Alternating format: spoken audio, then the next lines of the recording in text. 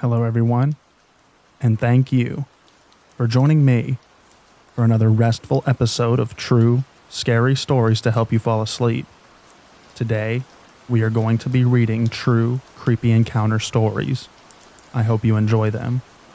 Also, I want to mention that I am now on Cameo, so if you would like a personalized video directly for you, then go ahead and head to the Cameo link in the description down below. I'm super excited to be starting them, and I can't wait to do the personalized videos for all of you all. And now, without further ado, lay back, relax, and enjoy these true, scary stories.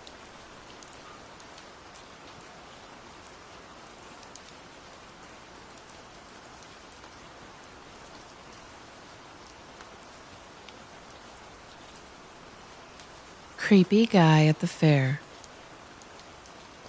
A few weeks ago, I went to the fair that comes to town once a year with a group of my friends with no adults for the first time. There were 5 of us, all girls. 2 of the girls went to play a game and myself and the other 2 girls went to go into the fun house. So we were waiting in line to go into the fun house. We were at the very front, and I felt a tap on my shoulder. So I looked at where I felt the tap and literally nobody was there. Then one of my friends, let's call her Jay for privacy, pulled me closer to her and whispered, "The worker was the one that just tapped you," while glaring at him. I turned to look at him and he smiled.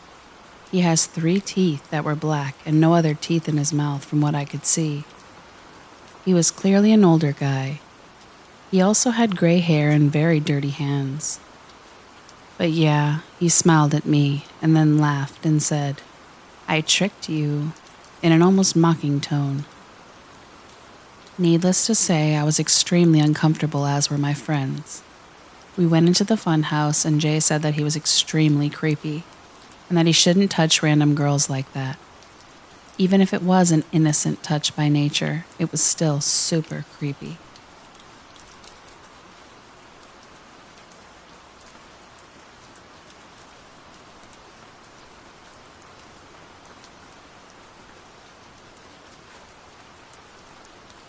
The following incident happened in high school, and it's slightly creepy, but more shady.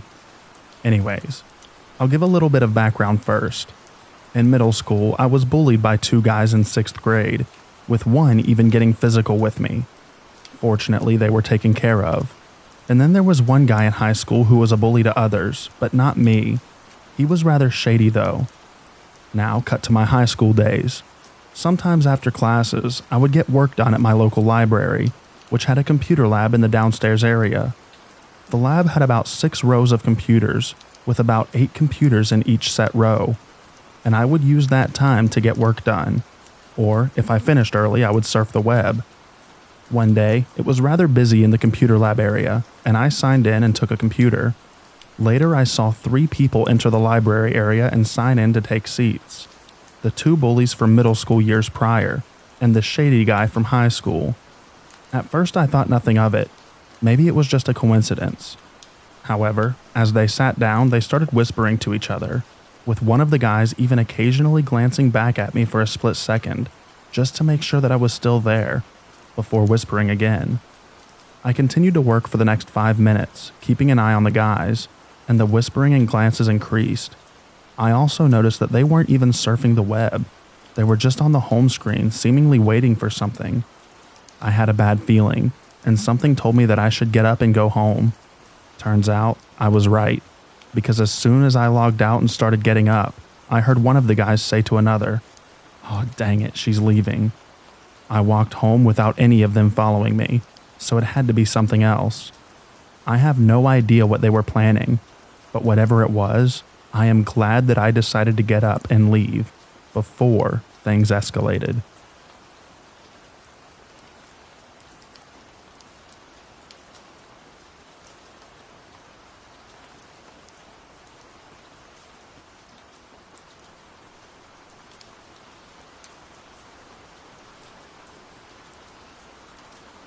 In 2017, I had heard news of people dressing up as clowns and running around with knives at night. I typically brush those things off because I got my own problems. I, at the time, was a 20-year-old female and was often up all hours of the night dealing with my screaming newborn. It was January/February, so we still had some snow, and I wasn't able to get out of the house very often. Taking out the trash, which is located right out the back door, was usually the most I got of fresh air. One morning I took out the trash and happened to glance over to the right, and I noticed footprints directly under the window to my baby's room. I walked over to inspect, and not only were there footprints, but there were also hand indentations on the window screen. Weird, but the baby slept in my room, so I was not very concerned at the moment, but my boyfriend was losing his marbles. Fast forward a couple of days, and I was up around 3 a.m. and heard not exactly what I would call screaming, but more of a screeching howl. We have lots of stray cats, so I kinda thought that's what it was, and I ignored it. Once the sun was up, I looked out the window, and I noticed a few sets of footprints that really didn't make sense, because it kinda looked like someone had just been passing in between the houses. So again, I blow it off, because we had a drug house across the street, and we have had a few people cross through our yard before to get to that house. Maybe 4 nights later, again at 3 a.m., I'm breastfeeding and hear a dragging noise against the house, and from where I was sitting on my couch, I could see the back door. The back door has a window with blinds on it, and it doesn't seal well due to wood rot on the frame. I paused the TV and listened, just to hear it again, now directly at the back door. Looking over, I can clearly see a looming figure just standing in the window, holding one of those big kitchen knives, and granted, the blinds were shut, so I'm seeing the creepy shadow version of this. He runs the knife across the window panes before softly knocking. Meanwhile, I'm trying to figure out what to do with a newborn latched on because my phone is in the bedroom, and something in me doesn't want whoever this is out of my vision. So I stand up and readjust because I really didn't want a screaming baby right then, and walking into my kitchen and flick on the light, and then said, just loud enough for him to hear me, "Hey man, I already called the police, and I'm sure you don't want to deal with them, so why don't you just go home?" I don't know why I talked to him so calm and normal like that, but I don't think that he was expecting anyone to say anything, because he froze the moment that I began talking. He talked it over with himself for a minute and darted down towards the alleyway. Never had anything like that happened again, but my boyfriend sure was mad that I didn't wake him up to handle the situation, or at least actually call the police. Not sure if this counts as a creepy encounter, but I sure was creeped out once my sleep-deprivated self realized what had happened.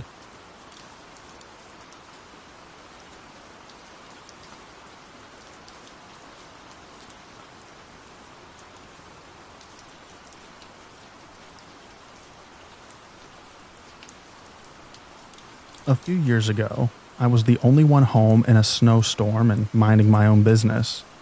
I decided to call a friend, and we talked for a while and got into some political chatter and what many would call conspiracy theories. The discussion was getting deep into the subject. I don't even remember what we were talking about, to be honest, when suddenly the call drops, and immediately there's knocking at the door. I remember my stomach dropping, and I felt a bit frozen, but I calmed myself down and went to the door. There was a woman there with a clipboard and papers. She was dressed in a bohemian look under her jacket, and she proceeded to say hi and tell me that she's collecting petitions for a river preservation or something like that, and asks me to sign if I can. Mind you, the speech was long, and it's literally blizzarding outside. I write down fake information, and as I do, I get this weird feeling that she was trying to go inside. She was really close to the door, and I made sure to keep it close to me to ensure that she couldn't see inside. It was a small house that I was living in at the time. The vibes were weird. The call dropping after, talking about the government. She shows up right away in the middle of a storm, asking for info. It really left me uneasy. It could have been a coincidence, though.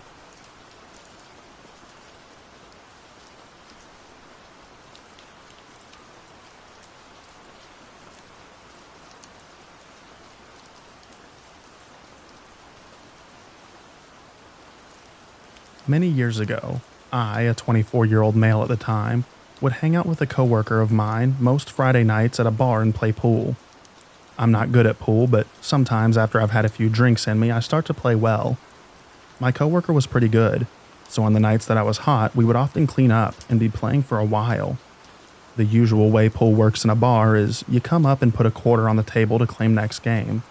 The winner stays on the table and the new group pays for that game. The table took 4 quarters to release the balls for the next game. If you keep winning, you stay on the table and don't pay. This particular bar had a main floor and a basement level, and the pool table was in the basement. On this night it was slow. We played a few games 1v1 between us since nobody else was around. Eventually, these 2 other guys came down and wanted to play, and we proceeded to beat them in an uneventful game. One of the guys seemed to get agitated that they lost, but wanted to play again. We told them to pay for it and we can play again, and this guy started arguing that he shouldn't have to pay and we should split it. We explained how it usually works and he reluctantly agreed. My coworker and I then proceeded to kick their butt again. This made the guy mad. He started screaming at us, insulting us, just losing it. The 2 of us were both in decent shape at the time, so we didn't feel threatened, and there was no way we were going to give up the table to these guys and leave. In hindsight, we should have just left. Miraculously, we actually managed to calm this guy down. He seemed susceptible to reason, maybe understood there was a protocol for playing. We cracked some self-deprecating jokes and eventually fell into a decent rapport with these 2 guys. They kept wanting to play, and we kept beating them. But they kept paying and we were joking around and doing some playful trash talking, etc. Then the guy who was angry earlier started to get too comfortable. He would come over and stand way too close to me. He started touching me and putting his hands on my shoulders, and he kept on talking about my shirt and how much he loved it. It was a boring, plaid pattern green shirt, but he would not stop talking about it. At one point, he came up behind me while I was shooting and grabbed at the collar and pulled it away from me because he needed to know what size it was and wanted to see the tag. This was really starting to make me angry, so my coworker and I eventually said that we're going upstairs to get some beers, and we just left. That Monday, I was back to work. I work at the TV industry, and at the time, I was working at a small local TV station. It was my first job out of college, and I was working my way up. And at the time, I was doing a weekly rotation with 2 other people where we would cycle through different jobs in the control room. That week, I was the Chiron operator, which is the machine that does live on-air graphics, lower thirds, over-the-shoulder boxes, full-screen pictures, etc.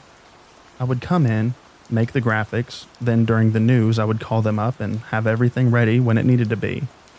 I missed the morning meeting that day for some reason, so I didn't know what any of the stories were about. One story was about a crime, so I opened the folder that a producer left mugshots in to get it ready in the Chiron. To my shock, there he was, that creep from the bar staring back at me through the screen. I couldn't open up the show rundown fast enough to see what he did. Apparently, the next night at the same bar, he stabbed someone in the parking lot, allegedly over a fight regarding the pool table. The guy he stabbed lived, but whenever this story pops in my head, I always think about how my night would have ended if we didn't ride the fine line between making this guy too angry or letting him get too friendly.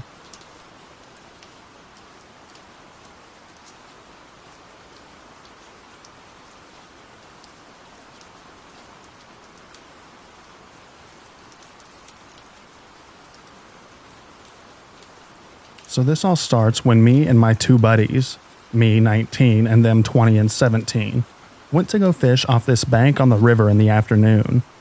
The layout is that you drive over the levee before you drop down into a boat ramp / parking area right next to the river.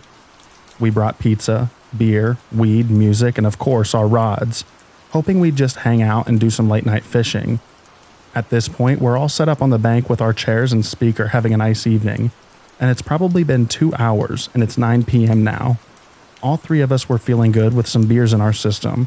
And then, all of a sudden, we hear 2 cars with super loud music pull up, and everyone gets out. The cars must have had 4 to 5 people in them each, because I heard a lot of people talking, but it was all in Spanish, so I couldn't make anything out. We try to ignore it, But then it gets so loud that we couldn't enjoy ourselves. So we start packing our stuff to head back to the car and just chill out while we sober up. While we're gathering our things, we start to hear what sounds like an argument go down.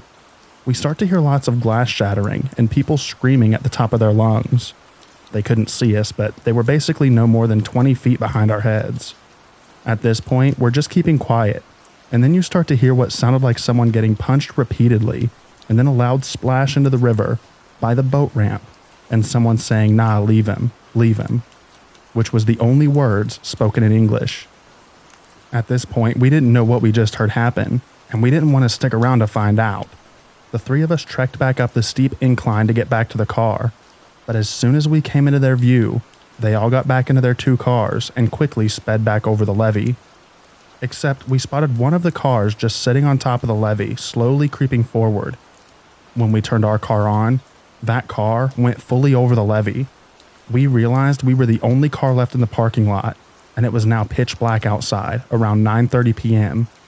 We sat there for no more than 30 seconds just trying to process what we just heard go down, and then we decided we need to get out of there completely and park somewhere to sober up all the way.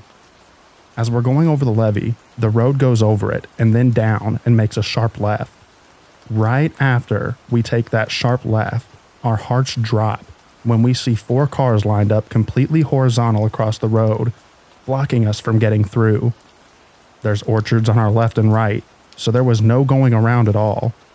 At this point, my buddy just gassed it straight towards their bumpers to try and split in between the cars and get out of there, even if it meant damaging the front end of his car. Just as we do that, one of the 4 cars slightly moved out of the way, creating a gap. We flew right through it and got out of there, and they were laying on the horn while we passed through. We didn't know what their intentions were, but clearly there were 2 cars in the boat ramp area where we were at, and 2 cars on the other side of the levee blocking the road from anyone else coming in. I ended up filing a police report, just in case they really did bump a body into the river.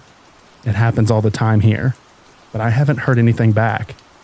Definitely one of my most terrifying experiences.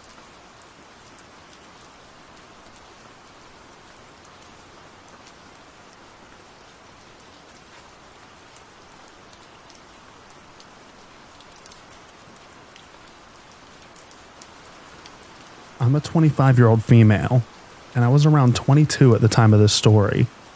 I used to work at Starbucks, and there was a regular there. We'll call him John.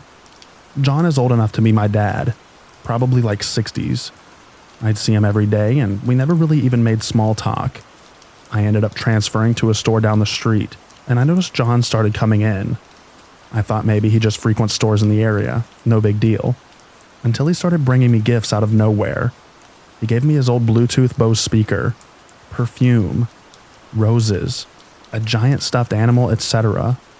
I hadn't seen John come in for a few days, so to my surprise, I'm on a break and someone comes and tells me he's asking for me. He hands me this straw hat with painted birds all over and says, "I just got back from Mexico, saw this hat and it reminded me of so much of you and knew you had to have it." What the F? To top the cake, I had graduated college while I was working there. John comes in probably a week later with a bunch of pizzas and congratulates me for my victory.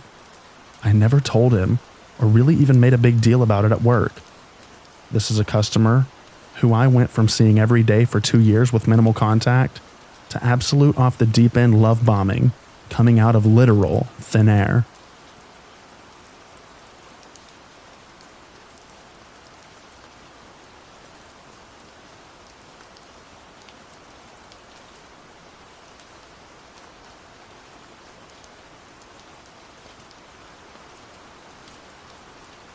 This happened about 5 years ago when I was attending college in a small, rural town. I'm a female, and I was 21 at the time, and I lived in a duplex with 2 roommates in a neighborhood. We had 2 houses on either side of us. We never really saw our neighbors much or talked to them until it was maybe 3 to 4 a.m. I was just getting home from my boyfriend's house. I pull into the driveway and start walking up to my door when I hear, "Help me. Please help me." At first, I was so startled that I bolted towards my door, but then I realized someone actually might need help. so I slowly walk back out front and notice an older woman laying in my neighbor's yard. She calls out to me again. "Please help me. I think I broke my hip. I fell off the porch." I walk over to her and ask if I can call an ambulance. She says no. "Can you please go inside and get Dr. Jones?" I don't remember the exact name she said, but I do remember her saying doctor. I'm going to preface this by saying I know my next actions were not smart, but I wasn't thinking clearly at the time. So I walk inside the house and start calling out for Dr. Jones. While inside, I notice an open bedroom door with the light on and a mattress on the floor, which I assumed was the woman's room. I walked further back into the house calling out for Dr. Jones, and he eventually comes out of a back bedroom. He looks just as startled as I was. I tell him the situation and he follows me outside and helps her up. They thank me, and I go back inside my house. The rest of the time I lived there, I never saw either of them again. Still, one of the weirdest things that's ever happened to me.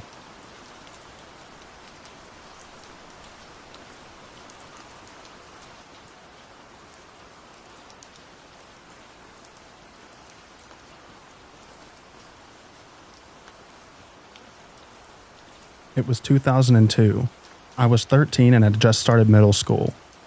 I was opened up to many different groups of people, and I definitely found myself interested in the punk/goth group of kids, mostly because I had a crush on one of the boys who had shoulder-length straight black hair and wore a floor-length black trench coat. What a weird time. Shortly after meeting him, he became my first boyfriend, and I absolutely wanted to match his style. I loved the style anyways, but matching him made it seem so much cooler back then. He also gave me an old skateboard to practice with because he loved skateboarding. I came home from school one day and begged my mom to take me to the mall to get some new clothes. My poor mom, who had just bought me tons of new school clothes, was kind enough to take me to get new clothes in this style that I wanted. She was such a saint. So we get to the mall and I head straight for Hot Topic, Zoomies, Spencer's, and PacSun. My mom definitely wasn't ready for Hot Topic, so she bought me a pair of black, wide-legged cargo pants from PacSun, a black hoodie with a red Independent logo, and some skate shoes. I wanted to be a skater girl. We got home around 8 p.m., and I asked if I could go to my friend's house to show off my cool new look. She said no and that it was getting late, and it was a school night. So I put all my new clothes on and decided to go out on my driveway and practice my kickflips. As I was heading down my stairs, I decided that maybe I should bring the cordless phone with me. This was before cell phones were given to kids. The cordless phone wouldn't work beyond my front porch, but it made me feel better. So I put the bulky phone in my pocket, took another look at myself in the mirror, and decided to put my very long hair in a low ponytail and tuck it into my hoodie and pull the hood up. I had a gut feeling that something might happen, so I wanted to disguise myself as a guy. My stepdad was playing video games in the family room, which had windows facing our court and driveway. I told him that I was going to leave the front door open and close the glass storm door to let more light out, and also so that my mom and stepdad could easily see me if they looked out the door. I don't know why I had all of these inclinations, but I was listening to them. I walked out the door to the end of my driveway and started messing around with my board. I had been out there for maybe 5 to 10 minutes when I saw a figure in the distance. There was a man dressed in all white. He was wearing what looked like an all-white Sean John sweatsuit, white high-top sneakers, and a white pageboy hat. He stood out against the dark night, and his clothes illuminated under the glow of the street lamps. I didn't recognize him, and we really didn't have a lot of people walk around by my house because my court sat at the bottom of 2 inclined roads. People typically took different routes that didn't force you to walk downhill and uphill. He was walking with a sort of purposeful limp, like he thought it looked cool. His head looked down towards the ground the whole time, and he slowly made his way down the sidewalk on the other side of the street. I stopped kicking my board around and stayed quiet just watching this guy. Once he got to where my court was, he crossed the street. I could feel myself getting nervous, but I watched him cross and continue up the street. The worry left me and I went back to my skateboard, did a kickflip, landed it excitedly, and turned around to see if the guy was still on his walking path away from my house. But then suddenly, I see him turn around and start walking back toward my court. I stood there so confused just watching. He wasn't picking up pace, but he was looking at me now. I waited to see if he would continue on straight forward or turn into my court, hoping he would just keep walking. Then I see his body shift to the left and turn onto the sidewalk that leads to my driveway. I kicked my board up into my hands and darted to my front porch and turned to look back, and he was standing in the driveway taking small steps forward. I swung the door open and I heard him call me a name. I ran inside, locked the door, and ran upstairs to my sister's room to look out her window, which overlooked the driveway. He was still standing there with a wide-legged stance and balled-up fists, not moving at all. I was frozen in fear, and he was frozen in anger, probably. After about 20 seconds, he turned around and continued back in the direction he had originally been walking. I don't know what he wanted or what he was going to do, but he gave me an awful feeling. I didn't tell my parents until the next day. I'm not sure why I waited, but at that point, there wasn't anything that we could do. I don't know why I had all those prior feelings that something was going to happen, but I'm glad I listened and stayed aware of my surroundings. That was one of the first times I had a scary encounter, and it definitely sticks out in my memory of creepy encounters. Always be aware of the people around you. You never know what could happen.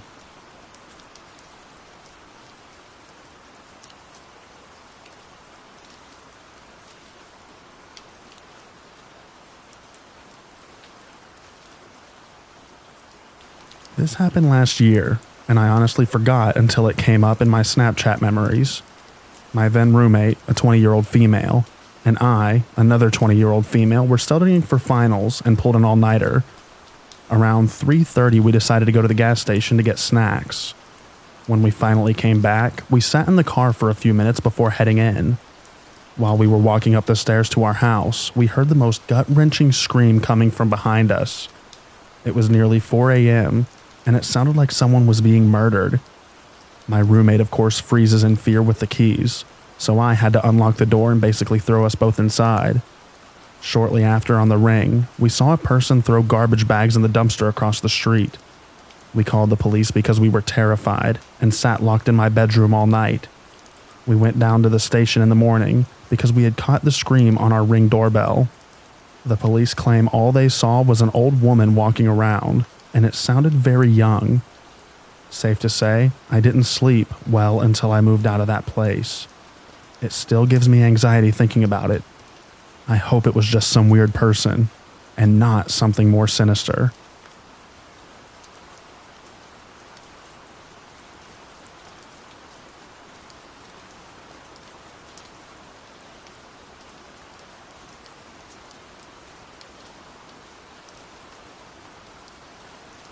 I went to college in Florida. After graduating, the first thing on my mind was getting out of there. So I made plans to move across the country and start a new life. I was a 23-year-old female at the time with all the options in the world. Everything was in order. I quit my job and a friend of mine agreed to take over my lease. I'd been living alone in a townhouse since my previous roommate graduated, so my friend moved into the other bedroom while I was preparing to move out. About a week later, 10 p.m., the two of us were watching TV when there was a knock at the door. My friend got up to answer.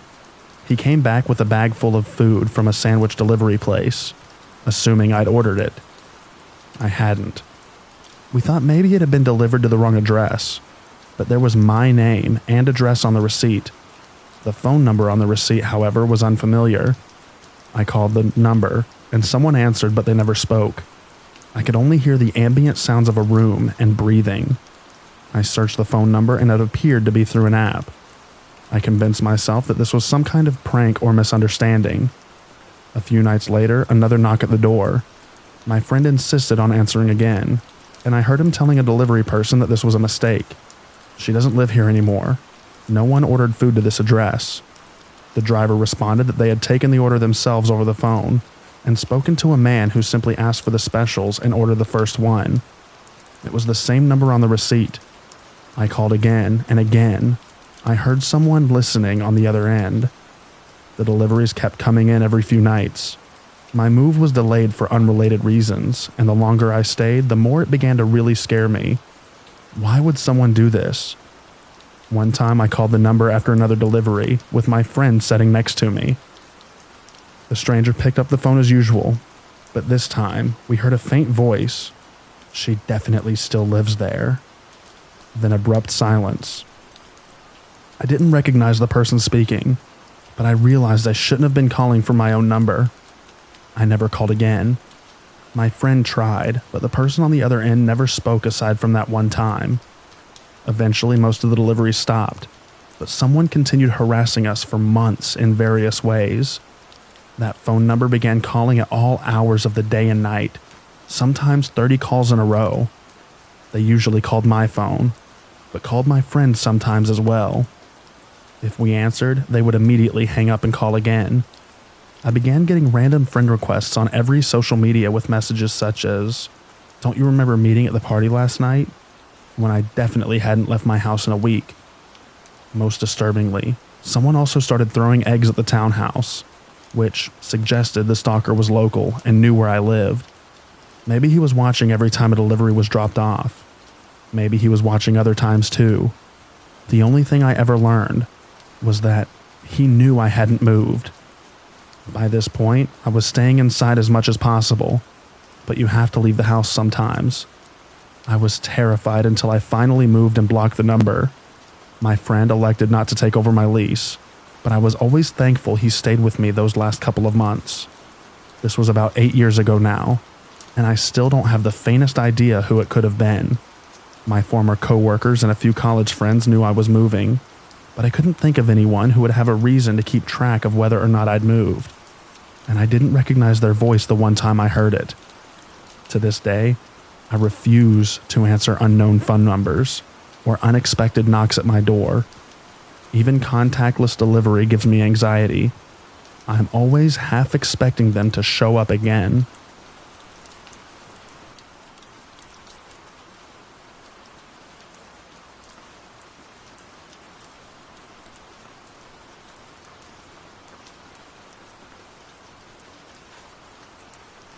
One evening after work, my boyfriend, a 34-year-old male, and I, a 26-year-old female, were trying to decide what we wanted to eat, and if we wanted to cook something or order it. We decided to have some food delivered to us, so I clicked on my DoorDash app and placed an order. We waited a little while, and it said the Dasher was on their way. My boyfriend had gone to the kitchen table and was moving stuff. I began hearing shuffling outside the door. Our dog hears it as well and begins barking. My boyfriend quiets down and tells him he doesn't hear anything. I'm just looking because this time he wasn't just hearing things. I had heard it too. The shuffling was odd, like someone was rubbing up against our door. It had gotten quiet. Then I started hearing the shuffling again with mumbling, and at that point, I was just staring at the door and looking like what the heck, and the dog starts up again. Before my boyfriend or I could say anything, here comes 3 hard knocks that made me jump and made my dog stop barking. Since my boyfriend was already up, he went to the door and opened it. There were 2 guys standing there. Where I was sitting and how my boyfriend was standing in the doorway, I could mostly see them, but they couldn't see me. They looked surprised to see that my boyfriend answered the door instead of me. They awkwardly gave him the food and said for him to have a great day. My boyfriend turned around and was like, "They look real surprised to see me. I can only imagine if you had answered the door alone." For whatever reason, that made my stomach sink, thinking about what if I were the one to answer the door and my boyfriend hadn't been home yet. I don't know if I was just paranoid, but thinking back to when this happened makes me uneasy.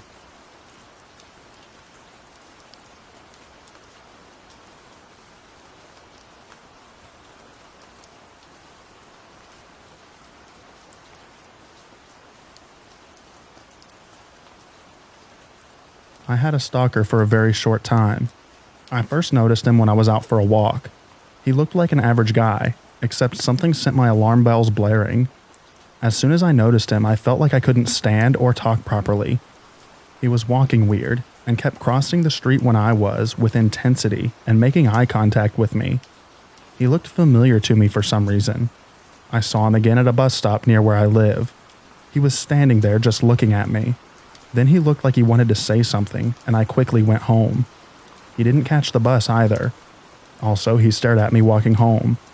Then I saw a guy that was giving me a bad gut feeling when I normally would feel safe. He looked familiar. He approached me, and what happened was really scary. He kept saying that he knew me and was hurt that I didn't recognize him. He wanted a place to stay. He had weed for me.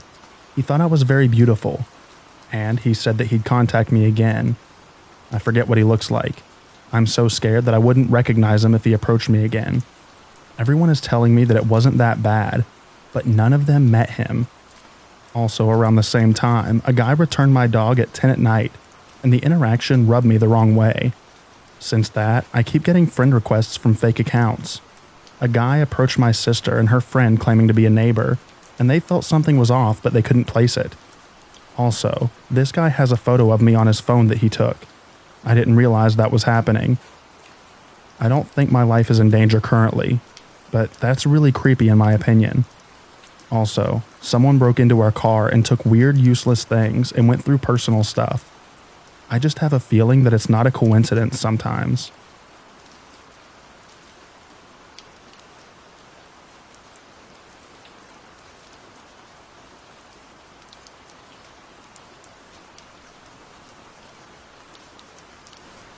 I'm a 25-year-old female, and I was waiting for my at-the-time partner to finish work.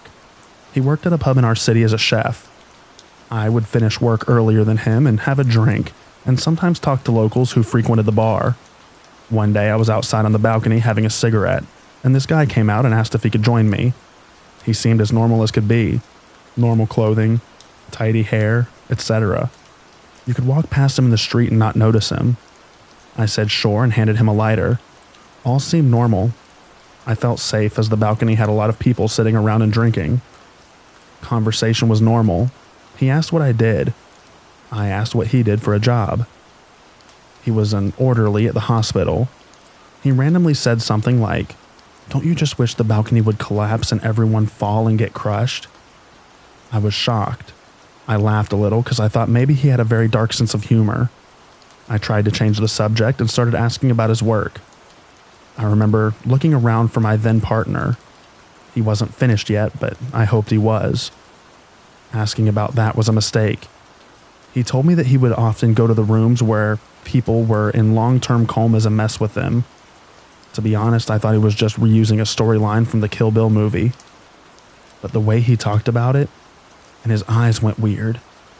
It was like he was excited to tell someone. His eyes were kind of wild when he spoke. He had the creepiest smile when he started talking about it, and staring off and rambling about wanting to kill one of them in their coma. I freaked out and jumped up saying I needed to go to the bathroom. I got one of the bouncers and had this man removed. As he was being taken out, I was standing at the door watching to make sure he left. He started screeching and pointing at me over the mountain of a man bouncer who was almost carrying him out. He was saying, "You laughed. When the balcony collapsed, you laughed. You're in on this too. It's your fault too." I felt gross and dirty after this, and tried to block it out of my memory. I should have said something to someone, but I never did. I didn't even tell my partner. I just wanted him and his crazy eyes to disappear.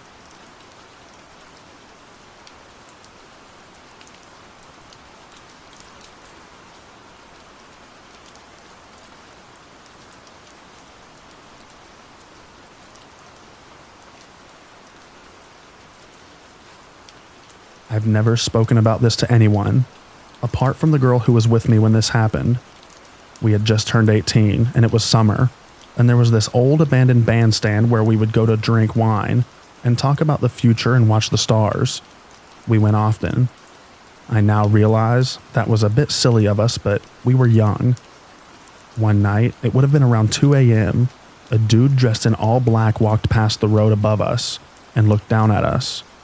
My friend was creeped out, and I was like, "It's okay if you don't feel comfortable. We can leave." We started to gather our things, and this guy jumped up through the entrance on the other side. The road he was on to the entrance would have been like a 5-minute walk, and we couldn't have been getting ready to leave for longer than 2 minutes. He must have bolted around there. We ran away, and he followed us, chasing us up the steps. It was honestly the scariest experience of our lives. My friend was falling over as she ran because she was so scared, so I put her in front of me so I could keep picking her up. She said she had looked behind us and he was so close. She said if he had reached his hand out, he would have been able to grab my hood and pull me back. We ran for around 10 minutes and I'm not exactly sure when he stopped following us, but it was so scary. We ran onto the grounds of our old high school with the idea of, if he does do anything, we will be on CCTV. We never drank there again after that, and never found out who he was. But I have to believe that his intentions were not good.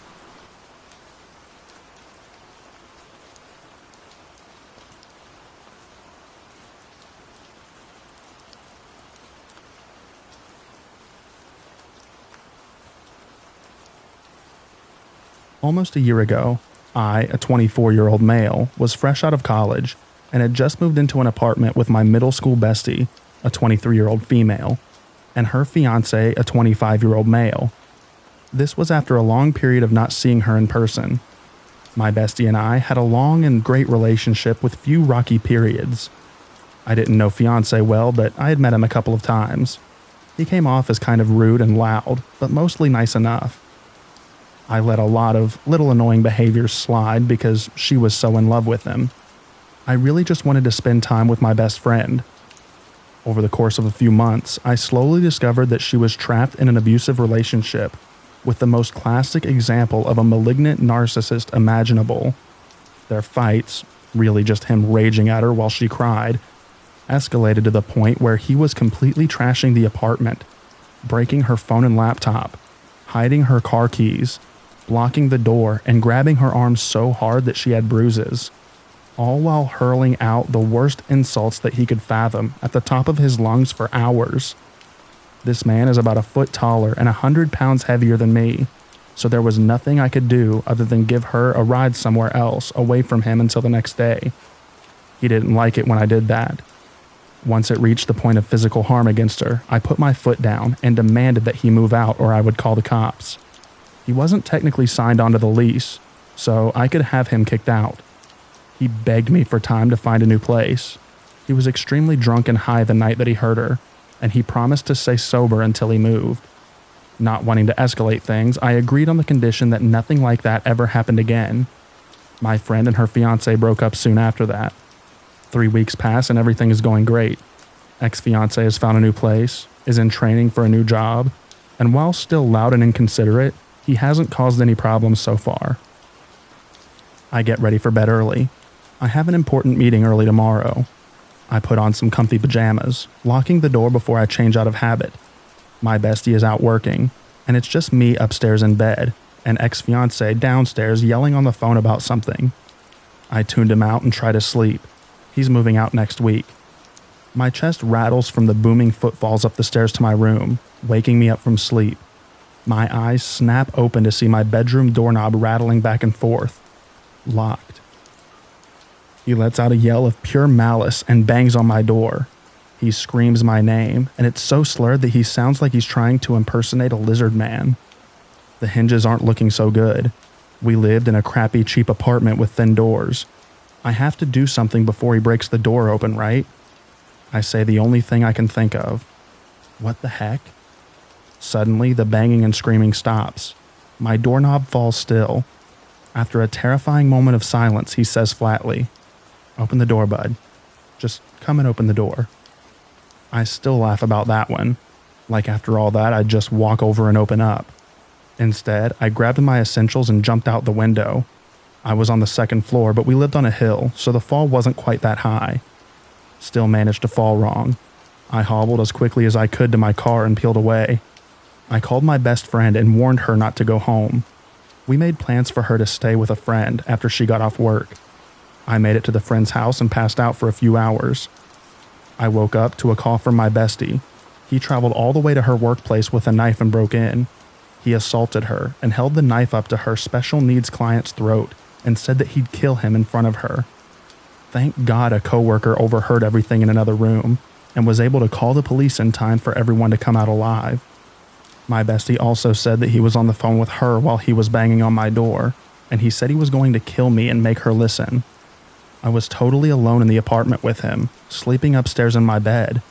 If I hadn't locked my door that night, would I still even be alive? If I had left my car keys downstairs, would I have been able to get away? When I returned to my apartment the next morning, my bedroom door was completely kicked in. My belongings were scattered everywhere, and the large butcher knives were missing from the kitchen. Instead, sitting in the corner of the hallway to my room.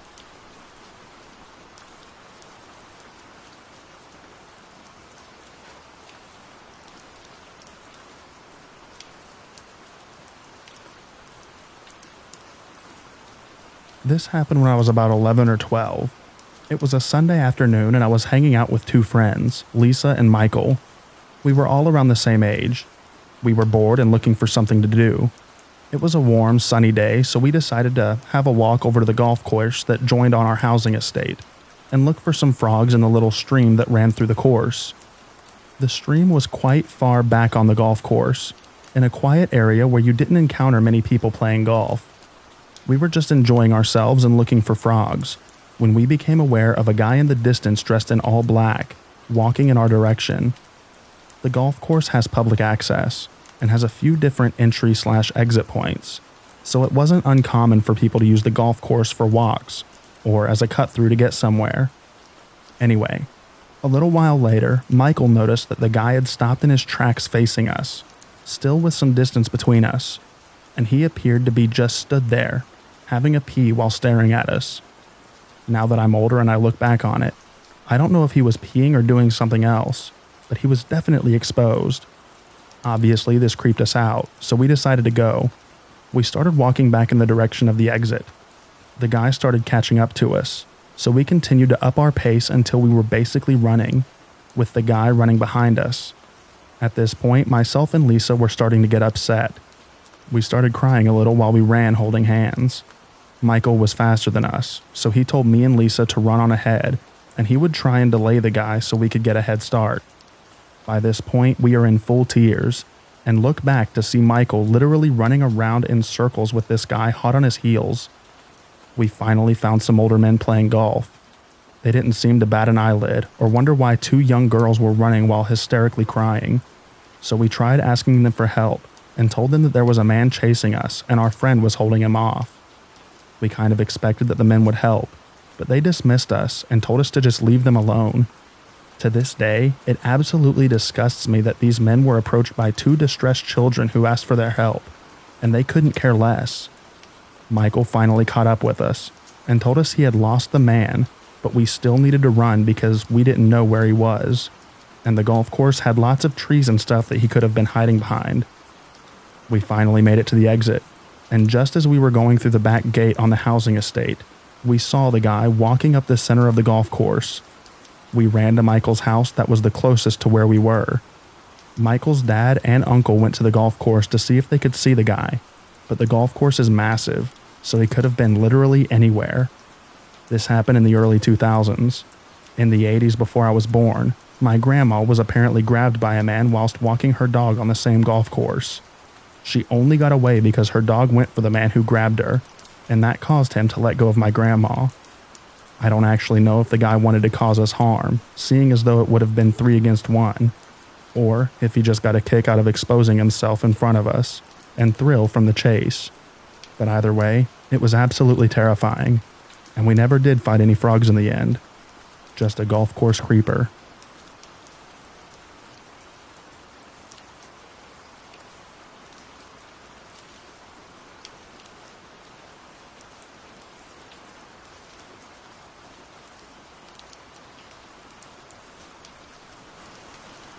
Me, 16, and my sister, 15, went to a nearby Goodwill to find some athletic wear for her. It wasn't that long after we entered that my dad approached me and gave me his clothes to hold as he wanted to smoke a cigarette outside. I had always stuck to the buddy system when alone, but I figured as my dad could see me and I was within earshot of my sister, I was able to browse the clothes. There wasn't very much at our Goodwill. It was after I turned down an aisle where the books and CDs were that I noticed a man in a bright blue shirt was behind me. I had essentially thought nothing of it and browsed through the records, but I started to get this weird and itchy feeling after I noticed that he kept on inching closer. At the time, I already found a record and was debating if I should quickly turn and walk off. but I was admittedly stupid and didn't get away as fast as I wanted to. He seemed really icky and creepy when he was pretending to browse the lack of books. I wasn't there for long before my dad had found me and told me that it was time to go. I was incredibly grateful for his timing, as I was feeling really tense and anxious. My dad even told the man to back up and watch how close he was, but the man didn't even react. He just stayed hunched over looking at the same shelf of books. I quickly turned the conversation to something light as my sister came over when we were walking to the counter, and kept it that way for the rest of our outing. But what made me feel worse was the fact that the man, not even 5 minutes later as we were checking out, had moved from the spot and was looking at us. Not only that, but he had moved to another location in the store, further away in the women's section, stared at us for a bit, then started to look around. The whole ordeal was really uncomfortable and was the first I ever experienced firsthand. Even I had doubts that maybe he was browsing and wasn't being a creep, but the fact that he kept on inching closer and even watched us checked out continued to stay on my mind the whole time. It just made me feel really out of place. He didn't come out of the store or follow us from what I can tell. We went to 3 other places afterwards, but it was such an unforgettable experience. I had just felt like writing this after experiencing this earlier today, and this whole experience just solidified the fear I have of being alone next to a strange man. It is times like today that I pity the fact that I was born a woman.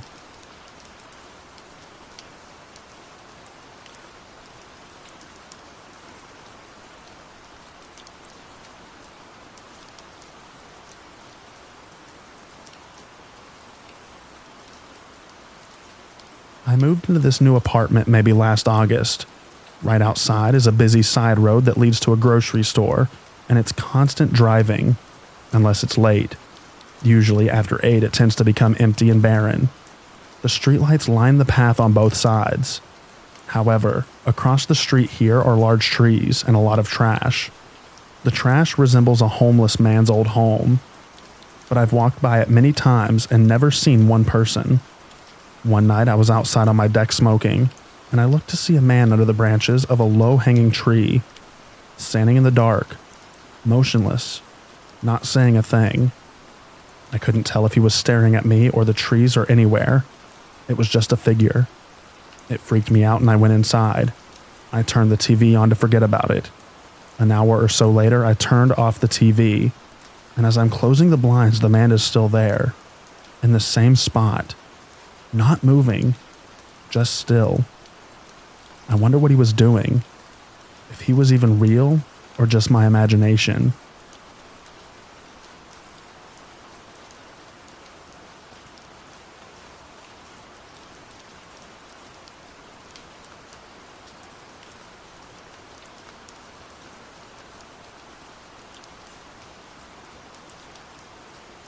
I spent my childhood in a village between the countryside and the city. It was a quiet place, like any small village one perceives during childhood. The case I'm going to talk about is not terrifying, but it is mysterious. There's a man who often prowls along the farm, the bookstore not far from my mother's house, and the metro stations. He's not dangerous. He's even a nice person. But almost everyone makes fun of him and thinks he's crazy.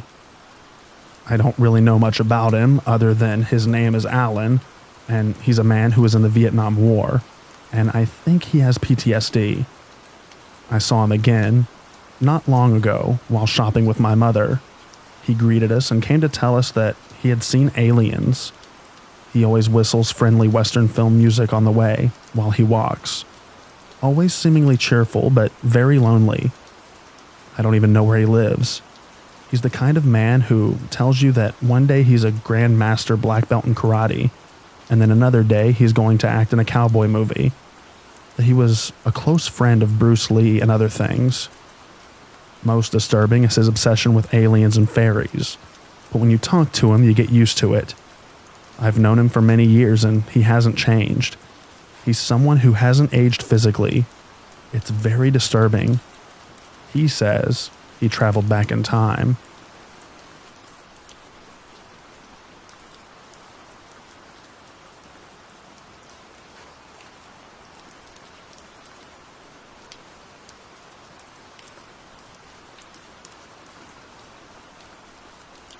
Last summer, I took 2 of my kids and 2 of my daughter's friends to a Renaissance fair.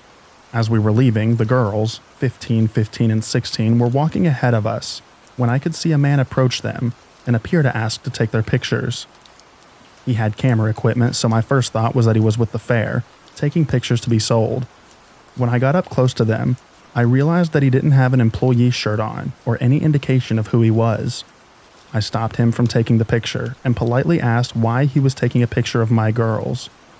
Just one is mine, but he didn't need to know that. He had the gall and bristle to say, well, first of all, because they said I could, and turned his back to me. Wrong thing to do. I stepped in front of him and said, absolutely not. You're not taking pictures of them. The girls were confused, and the dude tried to motion to them to step to the side. I raised my voice to make a scene and said, you are not taking photos of my girls. He asked which one was mine. I glared at him with my best teacher glare and said, all of them. He shook his head and started to walk off, then turned to hand 2 of them business cards and said to call him. I grabbed them out of his hands and told him to leave. He stormed off. The cards had perforations on the edges and looked as though he had made them at home. They advertised him as a modeling agent with a phone number. The kids wanted to know why I was being mean to him. They had also assumed that he was with the fair. After I explained that if he had been legit, he would have looked for a parent rather than avoiding one, and I explained what kind of modeling he may have had in mind, I could see it click with them, and they were completely creeped out.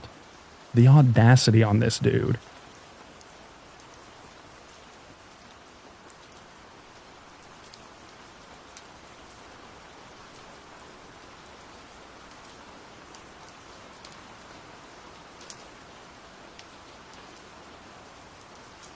My wife and I took our new baby to the waterfront in Wilmington, and the baby started getting cranky, so we decided to sit down on the bench and feed him.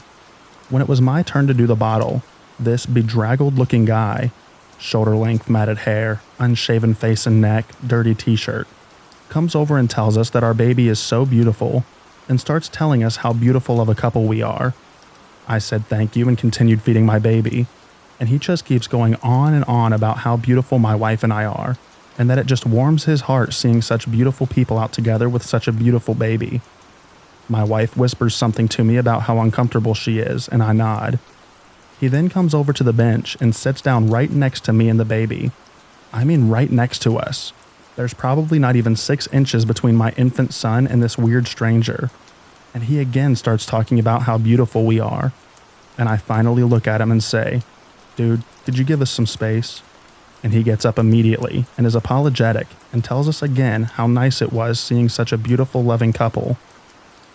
Part of me worries that I snapped at a genuinely nice man, trying to be personable. But I am of the school of thought that random strangers don't come within 6 inches of a baby. Either way, if I don't know how to read a situation, I'm always going to err on the side of keeping my baby safe.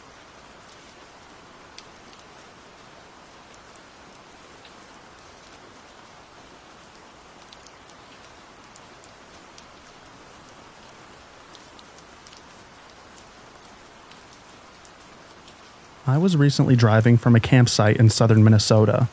I was driving on back roads. As I left a tiny town, maybe 500 people, I noticed a silver SUV ahead of me. They were about a half mile in front of me. The SUV pulled onto the shoulder of the road. No flashers. I went around them, pulling into the other side of the lane to be nice. As soon as I get by them, they pull right back onto the road behind me. I go through another small town, and then to a bigger town, 20,000 people. I'm turning from a single lane to a double. Traffic law states to go into the closest lane. I went to the far lane. They stayed right behind me. I'm nervous at this point. They've been following me for about 30 to 40 minutes. I keep telling myself that it was just a coincidence. I knew my next turn did not have a turn lane. I decided to make the corner without signaling. I had signaled every other turn I made, and so had the SUV. I was keeping an eye on them. No signal, but he did follow me around the corner. I had not slowed down to give a clue that I was turning either. The SUV followed me for another 30 minutes. I finally lost him when I barely made it through a railroad crossing before the train. He was stuck on the other side of the train from me. I made the last 30 minutes of my drive with no sign of the silver SUV.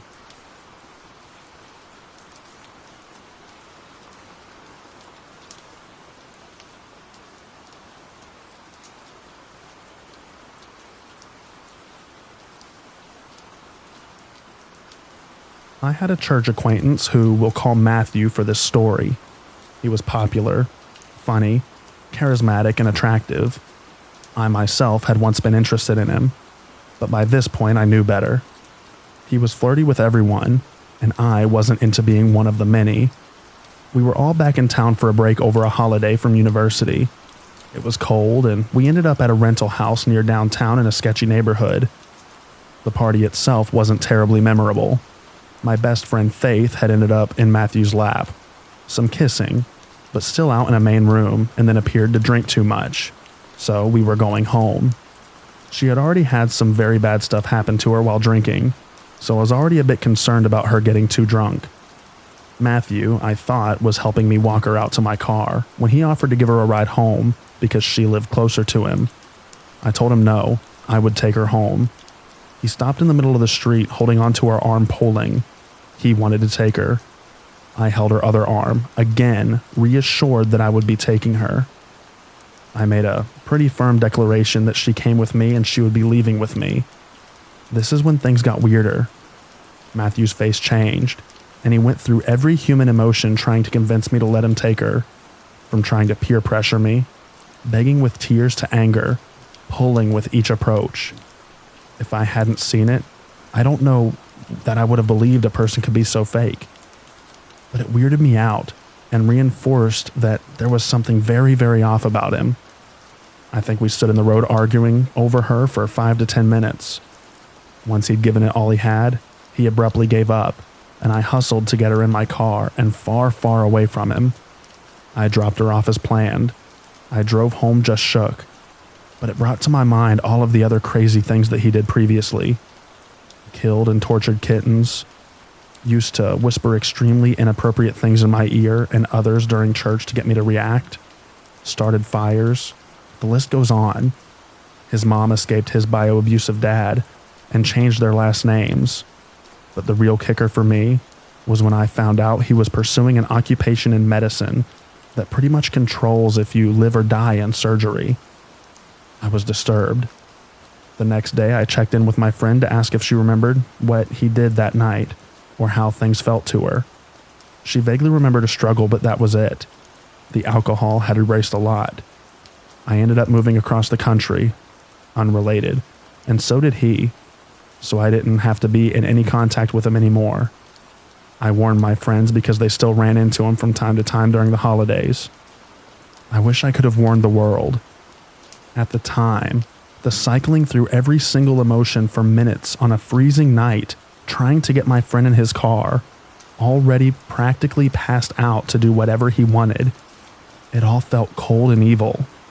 It's definitely one creepy encounter that I won't ever forget.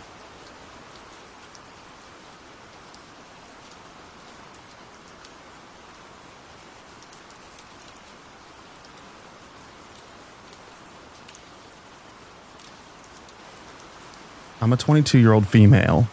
I was 18 years old at the time. In those days, I was a party girl, going out 3 times a week and drinking a lot. That time was wild. I decided to host a party. It was my first party, and I rented a space in my village. It was a cabin on location for events, very cheap for locals. I organized everything with my 18-year-old female best friend. Let's call her Marie, and another friend, another 18-year-old female named Rose. We were having fun decorating and preparing the party. I was so stressed about the party potentially being lame. I decided to cope the stress with alcohol. When the party started and people arrived, I was already tipsy. I invited unrelated people I knew from middle school to high school, and some friends I made at college, even though no one knew anyone. The party was great and people were meeting with each other. I had a boyfriend, 19, who was coming with his friends. We were around 30 people. It was late summer, so the weather was mild, and most people were outside talking, laughing, and dancing. I had this middle school friend, let's call her Luna, who binge drank and threw up at the entrance of the cabin. She even hurt her foot, and so she had some difficulties walking. I was, at that point, drunk, but I wanted to help my friend. I asked her if she wanted to be put to bed, and she said yes. I took her arm and guided her to my house. I live in a small village in the countryside, so it takes less than 5 minutes to get to my house. It was super safe. I used to wander alone in the streets late at night, around 1 a.m. to 4 a.m., when I had insomnia, and nothing ever happened. It was pitch dark. We were the only ones outside. As we walked, we saw a white SUV but didn't think much of it. I came home, gave her some water, and let her sleep in my room. I was alone with my sister that night. I warned her of the presence of my friend and headed back to the party. I was not walking straight since I was so intoxicated. I saw the white SUV parked near the farm. As I continued walking, a black car stopped next to me and opened its window. I looked at the man. I still don't know what age he was. It was so dark. He said to me, "I've seen this white SUV following you for a while. It's dangerous. You should come to my car." I was drunk, but I directly felt that something was wrong. I just answered that I was okay and my friends were nearby. He insisted. He repeated to come to his car for my safety. My inner alarm bells went off as I was trying to walk faster and answered again that I was okay. Suddenly, I heard the car's door open.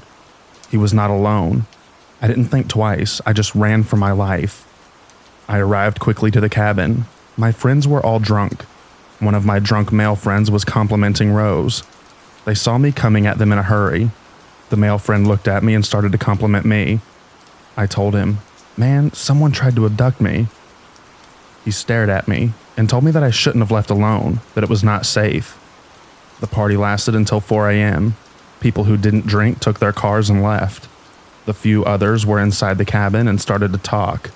One of my boyfriend's friends was mad on the Snapchat group because he forgot his knife at the cabin. Why did he carry a knife with him at the party? I told them about what happened, and we were all spooked. After that event, I stopped wandering in the village late at night, but I hosted a few other parties. I have never seen this man and his black car again. Most people keep telling me how great the party was.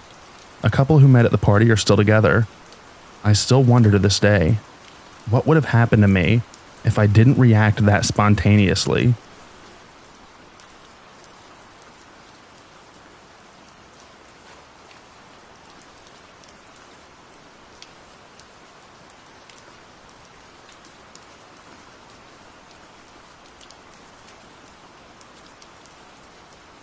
I used to live in a 3-story house with my parents, younger sibling, and our dog.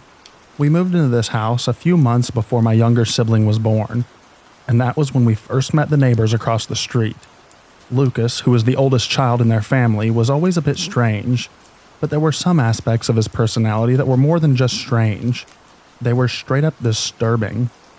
It would take hours to cover everything, so I'm just going to get straight to the point. I'm almost positive that Lucas has been inside of our house in the middle of the night. Our house was built on a hill, so it looked like it was only 2 stories from the front, and the basement was connected to the backyard. The yards in this neighborhood were much larger than they are in newer housing developments, so it would have been very easy for someone to enter our backyard unnoticed. Despite this, my family was terrible about making sure all of the basement doors were locked. My younger sibling and I would always go in and out when we were playing in the backyard, or someone would go down to let the dog out, and we would end up forgetting to lock one of the doors before bed. We also lived in a safe area, where it was common for people to leave their doors unlocked. However, my family did always lock the door leading down to the basement every night, along with all of the other doors on the main level of the house. I had a messed up sleep schedule back then, so I would usually still be awake at 3 or 4 in the morning. There are 2 specific incidences that happened very late at night, which make me think that Lucas has been inside of our house without our knowledge. One night, I was in my bedroom on the upper level of the house. It was probably around 2:30 in the morning when I suddenly heard the sound of an angry growl coming from downstairs. Thinking that my dog had spotted a cat in the front yard, I quickly rushed downstairs to stop him from barking and waking up my entire family. This kind of thing would happen every now and then, so I wasn't thinking too much of it at the time. But instead of going downstairs and finding my dog by the front window, I found him by the locked door that leads down to the basement. The fur on the back of his neck was standing up, and his nose was pressed to the bottom of the door. I instantly froze when I realized what was happening. There was something or someone on the other side of the basement door. I was barely a teenager at the time, so I began to panic and started making my way upstairs as quietly as possible. I woke up both of my parents, but neither of them took me very seriously. My dad just assumed that my dog was hearing random noises coming from outside, but he did eventually go down to check things out. He said that everything downstairs looked normal, but he also mentioned that we forgot to lock one of the basement doors that night. Then there was another time that I was up late and in my room, but this time, instead of hearing my dog growling, I heard a loud bark that echoed through the entire house. The sound was sudden and intense, similar to a gunshot, and it almost made me jump out of my chair. Assuming again that my dog had seen a cat outside, I quickly looked out of my bedroom window and tried to spot whatever he was barking at. But my heart suddenly dropped when instead of seeing a cat, I saw Lucas running out of our front yard in the pitch black. I watched him run across the street and back towards his own house before I rushed to close the curtains and duck out of sight. I remember sitting there struggling to process what I had just seen and questioning why Lucas would be in our yard in the middle of the night. I told my mom about it the very next morning, and she said that she would bring it up to Lucas's mom. Because of these two incidences, and because of other details that I can't include, I'm 99.9% sure that Lucas has been inside of our house in the middle of the night. If you knew the entire story behind this family, then you would also find the thought of this to be extremely disturbing. I do want to mention that this all happened years ago. My family no longer lives in that house, and those neighbors across the street are doing just fine.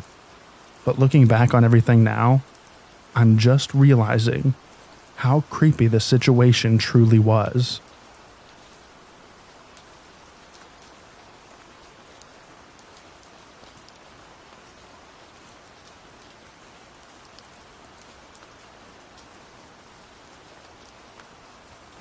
This happened when I was a teen, or in my 20s. I'm a female. I would regularly walk to the local lake, park, and fields alone. Mind you, this was before cell phones and internet. One afternoon, I headed through the fields and was on my way to the lake when I felt something really weird in my gut telling me not to go. I felt creeped out and decided to change paths and head to a baseball/soccer field. The whole walk there, I felt kind of tense, but I just figured I was shaken up by something at the lake. I got to the soccer field and sat on a swing set. I could easily see a fair distance around me and felt pretty safe. I lost track of time, I guess, and suddenly it started to get dark. I was about 20 to 25 minutes from home and decided to head back. I got off the swing and immediately feel complete terror wash over me. I hear someone's voice, a man's voice. It said something, but I couldn't make out what it was. I freeze and listen, every hair on my body standing up. Suddenly, I hear a click and see a white flash of light. I immediately hear that disposable camera post-picture ringing sound and the loud, rapid clicking of the camera person rolling the film. I am in a full panic at this point. I have 3 exit points. One leads backwards and towards the lake. The second exit is where the camera person is. The only other option is the opening in a fence nearly a football field away. On the other side of the fence is a neighborhood, lights, and people. I take off in a full sprint. I hear a rustling/thudding sound and another click, flash, ring, winding the film. Tears stream down my face and I tear through the grass. I draw my knife and fly through the gate and down another pathway behind the houses on the right. I duck in a ditch in a backyard where I am far off the path, hidden, but can see whoever comes into the cul-de-sac. I have pepper spray too and grip it in my right hand, shaking. My heart is pounding as I stare at the opening and wait. I wait for what feels like an eternity, but nobody comes through.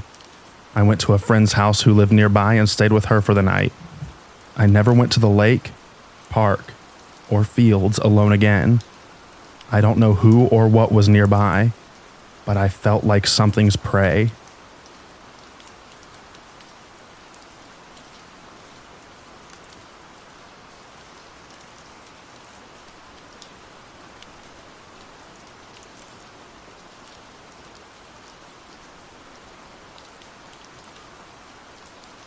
This happened a handful of years ago. We had a transfer come on the team from another department within the company. He was nearly completely deaf, meaning he could hear really, really loud noises but nothing else. He did quite well speaking out loud, and he read lips to understand what was being said to him. No big deal, it just was an easy adjustment to make sure you faced him when talking and talked one at a time. He was a decent team member in the beginning, but after a while started making comments to me and the only other female on the team. Things like, "Why haven't you made the coffee yet?" and just other stupid old school jokes that made fun of women. My role gave him instructions on customer requests and needs. He would often not follow the instructions, and I would get calls from customers complaining. Often I had to let him know he had to go back and fix the work so it matched the original request. Afterwards, he would storm into my office and yell at me as if his inability to read and follow simple instructions was my fault. I got tired of it and said, "Do your job right the first time and there wouldn't be complaints." This, of course, didn't go over well with him. His anger was very unnerving. I got the feeling it wasn't going to stop there. In the following weeks, he would intentionally block doorways I would be trying to go through. One time, I was in the other female worker's small office and he blocked the entire doorway. He stood there and smiled this super creepy smile, as if he was saying, "What are we going to do about it?" I refused to touch him and try to push past him. The other lady kept looking at me like she was beyond uncomfortable too. It was like we read each other's mind, and we kept having our own conversation about something work-related and ignoring him. After several minutes, he left. Another time, I had to go to the far back of the warehouse to organize some stuff in the room. I remember going in and thinking, okay, there are 2 cameras, and they can see this main hallway, but not between the shelving units. I had the uneasy feeling he would come back there. Sure enough, a few minutes later, he came barging in the room and came right at me. I had already been on high alert, so I quickly exited the other door in the room and booked it back to where the rest of the team was. I pulled up the security cameras to see if he had a reason to be in there. Sure enough, he paced in the room for a few minutes after I bolted and then he left. He clearly had no reason to be in there, that exact moment that I was in there. I shared this with a male coworker friend, and he said he would go back with me to any of the spaces away from the main team areas. I had to get my work done, but I didn't trust that I could do it without this angry guy finding me. Anytime he would make comments about his anger or demeaning jokes, the managers would say, "Oh, he didn't understand because you talked too fast. I bet it was just a misunderstanding." As if having a disability means you can't also be a disgusting person. Not too long after that, I heard from a teammate that this angry guy had grabbed the other female's upper thigh, literally right below her waist, squeezed and said, "Does this make you uncomfortable?" Then laughed. A few teammates witnessed it but didn't know what to do as the other female worker froze up. I immediately went to HR and told them everything he had been doing to intimidate, belittle, trap, and of course, harass us female employees. He was fired the next day. When they escorted him out, he yelled, "This is retaliation." HR asked me what I would make of that comment, and all I could think was it had to do with me standing my ground with him. I was so scared to see him show up unexpectedly. I told my family what he looked like, his tattoos, the car he drove, anything that would identify him since they never met him. I blocked him from every social media platform too. After he was let go, other females came forward and shared things that he said or did to them too. They had told managers, but they dismissed it because the guy is deaf and they didn't want to deal with any of the lawsuits. As much as I hate what he did to my coworker, I'm grateful it gave that final boost to get him fired.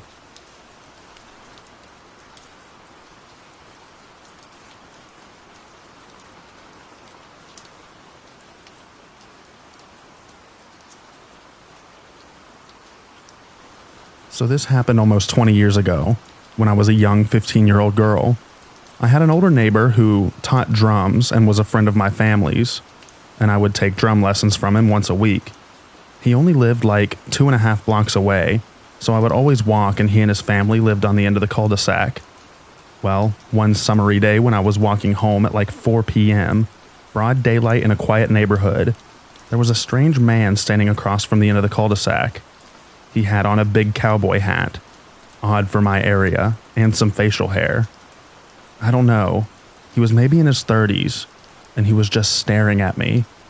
He was watching me unabashedly as I walked down the cul-de-sac and crossed the street, and once my back was to him, I could hear that he was following me. My heart sped up. My drumsticks seemed like weak protection, and I was wearing these thin little flip-flops, and I remember thinking if I had to kick him, they weren't going to help me at all. Less than half a block away from me was a more busy street, and I remember thinking if I could just get to that street where people would see, he'd be sure to back off. But his steps sounded closer, and I could taste my panic knowing I wasn't going to make it. I ended up running up a house where I kind of knew the family, and I knew a mom with young kids were probably there, and pounded on her door. I tried to open it myself even in the panic. She opened it, and I spilled into her house and locked the door, told her what had happened, and let my heart calm down a little. After being inside for like 15 minutes, I asked if I could just hop her back fence to go home, since it would cut out a block of travel. But when we slid back the drapes of her back door, the dude was leaning against the fence, right outside her house, where he could see both the front and back doors. She ended up loading her kids in the car and driving me home, and later had her husband ask around. Turned out the dude was living with his mother and had just gotten out of jail. I don't know the charges. All I know was that my stomach had been twisted in knots, and it was the first time I'd ever tasted fear like that. I don't know what would have happened if he'd caught me.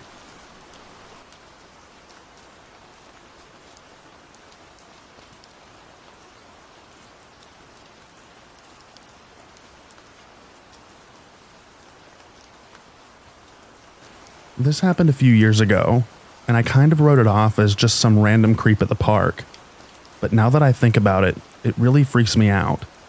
So I had promised my daughter, 5 years old, that I would take her to the park on a Saturday. The park she wanted to go to is really big and typically crowded with lots of families. So I decided we would wake up early and try to beat the crowds. Just as I had planned, we arrived around 8 a.m., and we had the whole park to ourselves. After getting her out of the car, she sprinted into the park and headed towards her favorite slide. I followed behind her, but not too close. She made her way up the slide in the play area. It was pretty tall. As soon as she stepped onto the platform to go into the slide, she turns around and looks at me and screams. I rushed to see what she screamed about, and I was only about 2 seconds behind her. Once I get to the platform, I see a grown man laying in the slide, and he is on a laptop. He turns around and sees me and slams the laptop shut. He then proceeded to go down the slide, come out the other side, and jogs off onto a walking trail beside the park. I didn't really get a good look at the guy because I was trying to keep my daughter from freaking out, but it really scared her. Now that I think about this encounter, I can't help but wonder what this guy was doing at a kid's park in a slide on his laptop, and why did he run off so quickly?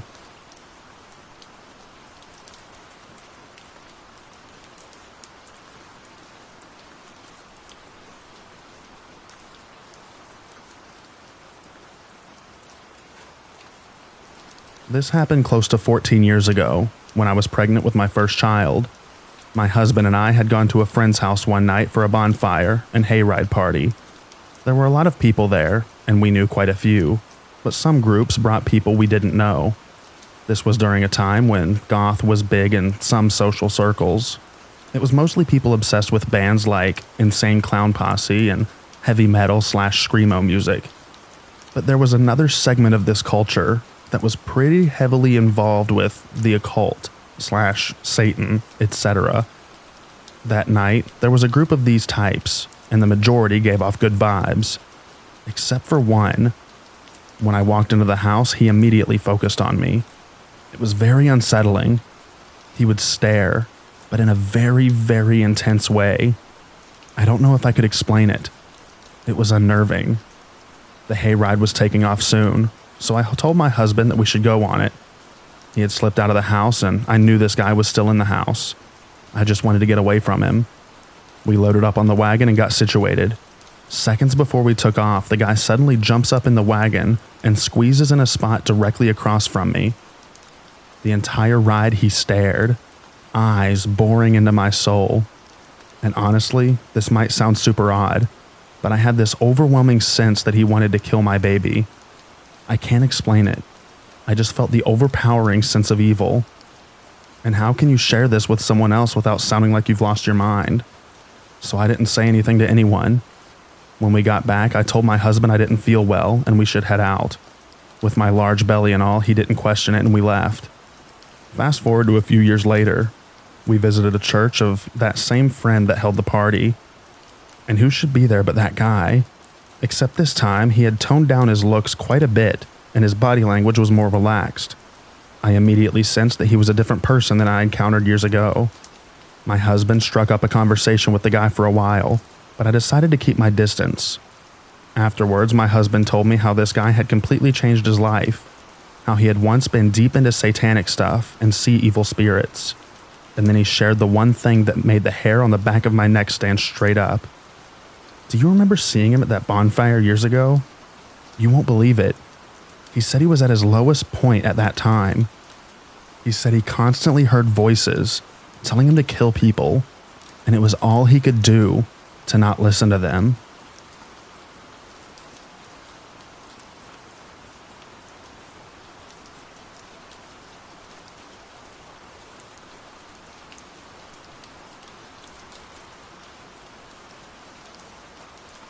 Lurking on this sub has helped some memories resurface. This is the first experience that I feel like sharing. At the age of 20, I, who am now a 29-year-old female, was working to get my cosmetology license at a small-town beauty school. It was a modest school in a slightly run-down, dated building.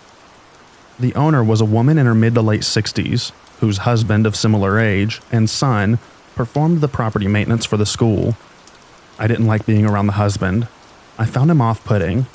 I sensed an unpredictable vibe. He was quiet, but I always felt like he was leering at us girls. Rumors abound that he was always drunk, and that would have lined up with his demeanor and general appearance. One day, he really gave me a reason to not like him. This happened during our end-of-day cleanup, where students had to complete a list of chores. Right of the hallway with our lockers was a tiny break room that housed a creepy old closet that was used for storing cleaning supplies. The dimensions of the closet are important.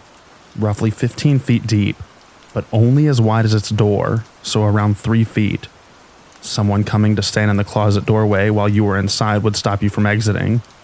A single crappy light hung near the door, so the farther you went into the closet, the darker it got, approaching blackness. A vending machine in front of that closet obstructed its view, meaning that someone walking down the hallway cannot see the closet unless they actually come into the break room. I'm also 99% sure the closet door couldn't even be seen by the one camera in the break room. One day, I'm in the closet alone, looking for Swiffer pads or something. No one in the break room. Suddenly, someone appears in the closet doorway. It's the owner's husband. He steps into the closet and I just stare. Now, I have little to no rapport with this man. It's doubtful he even knows my name. I was also 5'5" and about 100 pounds. Dude was old, but he was able-bodied and bigger than I was. Without any kind of greeting that I can remember, he says in his low rumble, "I'll get you back there, pinned so tight." And he finishes his sentence with either, "You won't know what to do," or, "You wouldn't believe it." I can't remember verbatim. I'm trying to process his words while alarm bells are going off in my head. What did he just say? There's no one here but us. We weren't even having a conversation, let alone a conversation that would match those words. I'm so confused and nervous that I don't say anything in response. I just pretend everything is fine and that I'm so absorbed in finding Swiffer pads that I didn't hear him. After a few moments, he steps back out of the doorway and leaves the break room. Relieved, I got the hell out of the closet. I couldn't believe he said that. There was no context that would have made his words make sense.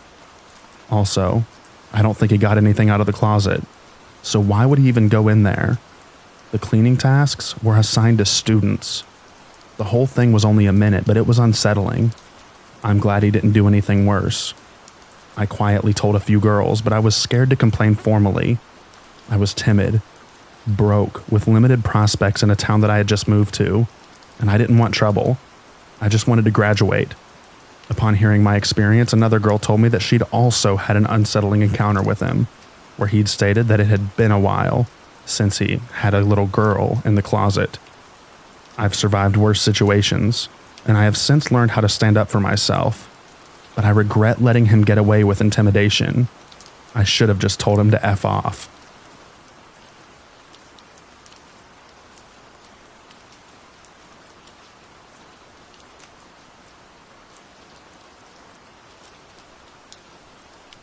Thank you so much for listening to all of the stories in this video. I hope you enjoyed them, and I also hope that you enjoy the extra rain at the end. Good night, everybody, and I'll read to you in the next video.